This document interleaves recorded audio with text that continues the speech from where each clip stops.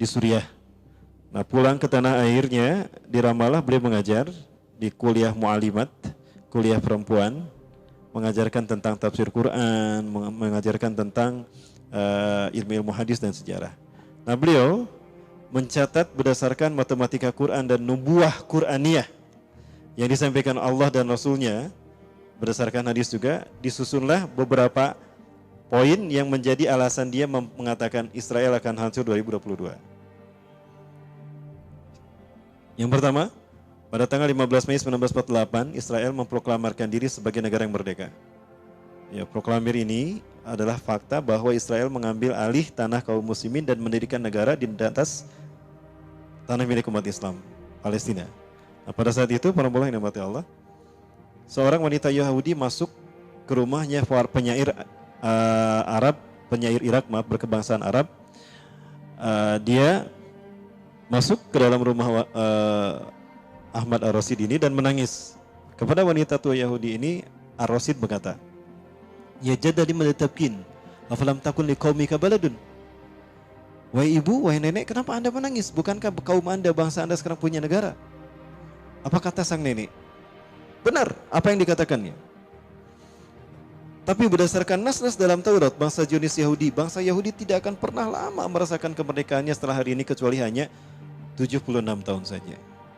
76 tahun itu disebutkan di dalam Taurat versi mereka. Sekali lagi, ini Bani Israel, Israiliyat.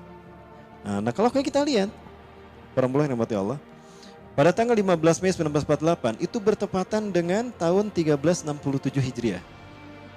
Artinya di tahun 1367 Hijriah, Israel memproklamirkan berdiri negara mereka di tanah Palestina. Nah, kalau ini dihitung berdasarkan angka tadi ditambah 76, maka akan menghasilkan angka 1443 Hijriah. Itu bertepatan dengan tahun 2022. Ini belum terjadi, tapi beritanya sudah ada di dalam Quran dan hadis. Inilah yang disebut dengan nubuah Quraniyah. Makanya yakin Muhammad Bassam Nahajaror bahwa Israel itu akan hancur, dan beliau memprediksi angkanya 2022. Asumsi yang pertama dibangun atas pernyataan ini. Yang kedua, satu-satunya surat di dalam Al-Quran yang berbicara tentang hukuman bangsa Yahudi atas kehancuran mereka nanti, ya, atas kerusakan yang mereka lakukan, itu ada di dalam Quran surat Al-Isra saja, ayat ke-4 sampai ayat ke-8 dan 104.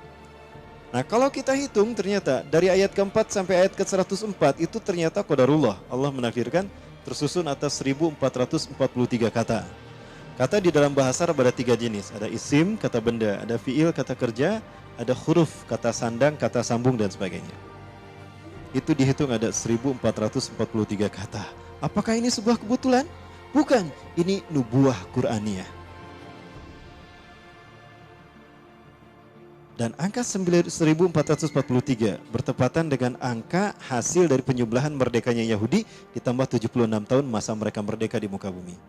Dan 1443 bertepatan dengan 2022. Berapa tahun lagi para hamba Allah? 3 tahun lagi. Kalau umur kita panjang, kita akan menyaksikan hancurnya Yahudi. Nah, kalau Yahudi ini hancur, pertanyaannya, apakah kita akan menjadi penonton atau pelaku? Karena siapapun pasukan yang menghancurkan Yahudi, itulah pasukan yang terbaik. Ya. Sebagaimana Rasulullah memuji pasukan Muhammad Al-Fatih. Ya. Baik, Bapak dan Makumullah, ini asumsi yang kedua. Asumsi yang ketiga, yang dibangun oleh Dr. Muhammad Bassam Nahajaror, beliau mencatat apa yang terjadi di tahun 1982. Saat itu Israel dipimpin oleh seorang Perdana Menteri yang perempuan dan dia adalah teroris. Ya.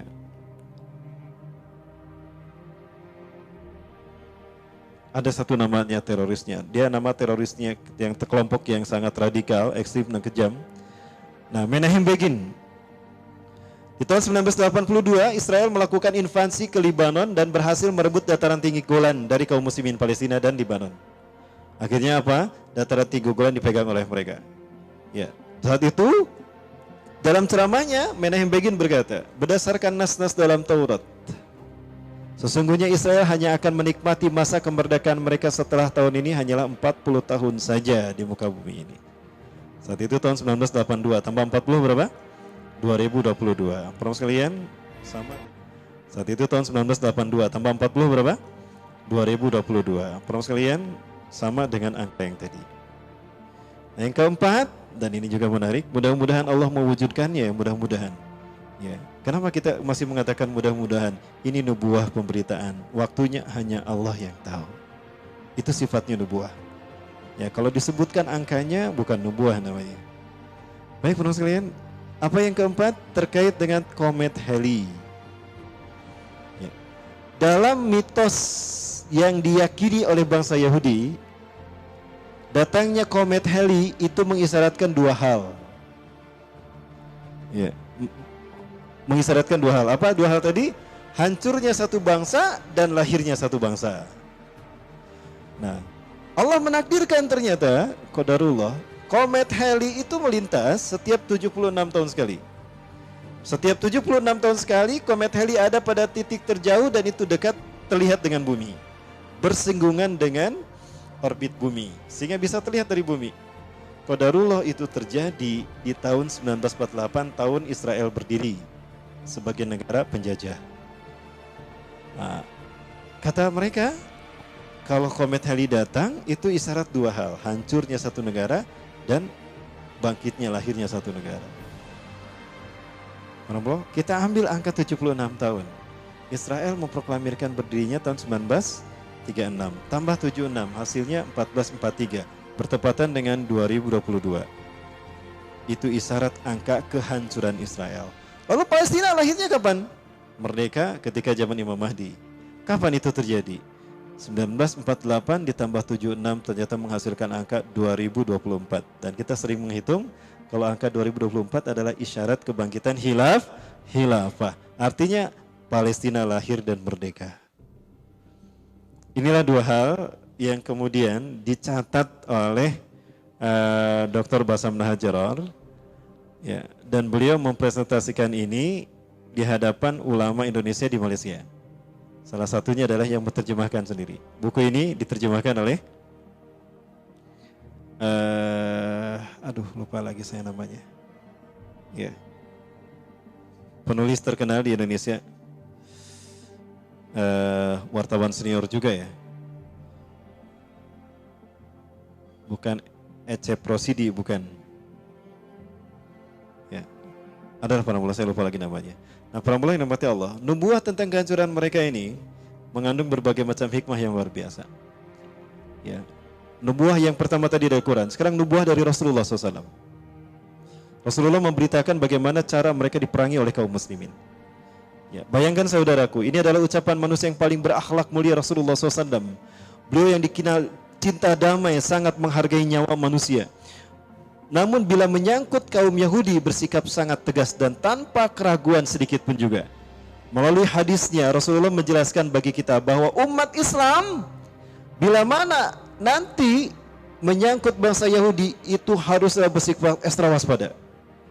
Ya, sampai Hasan Al-Banna mengatakan, Syahid Hasan Al-Banna mengatakan, jika Anda bersalaman dengan orang Yahudi, buru-buru cepat tarik tangan Anda.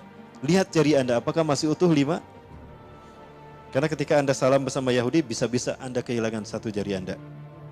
Karena di balik janji damai mereka itu ada rencana untuk mencelakai Anda. Nah, maka Rasulullah memperingatkan hati-hati kepada kita terkait dengan bangsa Yahudi ini.